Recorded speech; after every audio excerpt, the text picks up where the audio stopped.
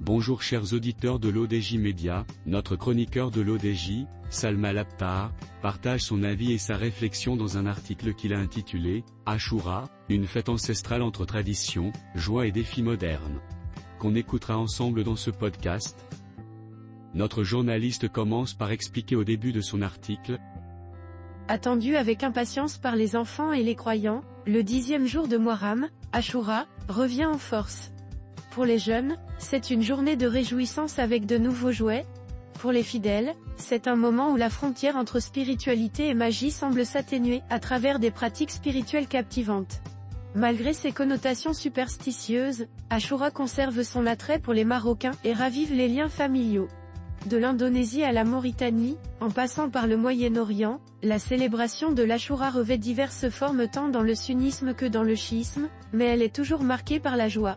Cette fête religieuse, synonyme de réjouissance pour les petits et les grands, allie tradition, rencontres et festivités.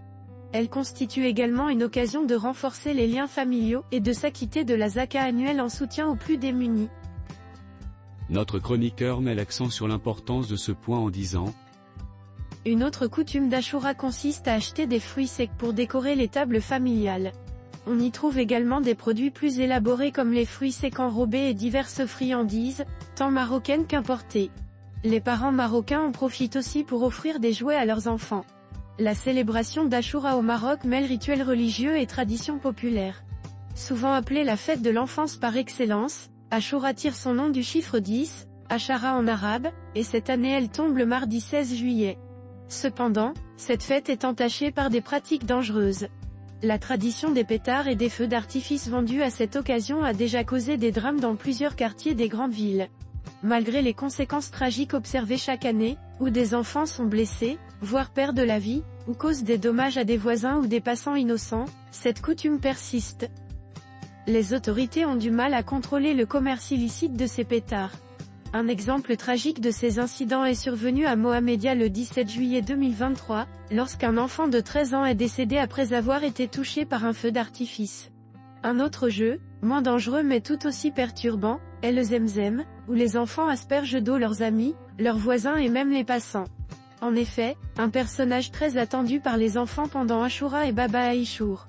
Vêtu de manière festive, il incarne une euphorie extrême le jour d'Ashura.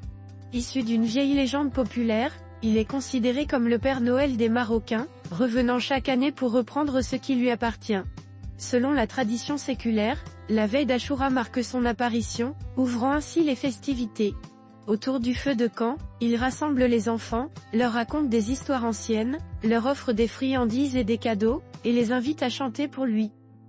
Cependant, cette coutume avait disparu depuis près d'un siècle. Aujourd'hui, les Marocains s'efforcent de raviver ce souvenir, de le dépoussiérer et de le réintégrer dans la culture populaire. L'auteur conclut son article en ces mots. Pour les adultes, Ashura est également une occasion de profiter et de se réjouir. Ils en profitent pour se rendre visite et déguster le traditionnel couscous aux 7 légumes, préparé avec du guedid, la viande séchée de l'Aïd al-Adha. Malgré les variations régionales des festivités, Ashura reste un moment spirituel qui ravive les traditions marocaines, souvent oubliées ou éclipsées par la modernité omniprésente. Préserver ces coutumes ancestrales dans le calendrier annuel est essentiel à l'ère des iPhones, où les nouvelles générations ignorent complètement ces traditions et ne jouent plus avec des pistolets et des poupées, remplacés désormais par les jeux électroniques. Rédigé par Salma Labtar.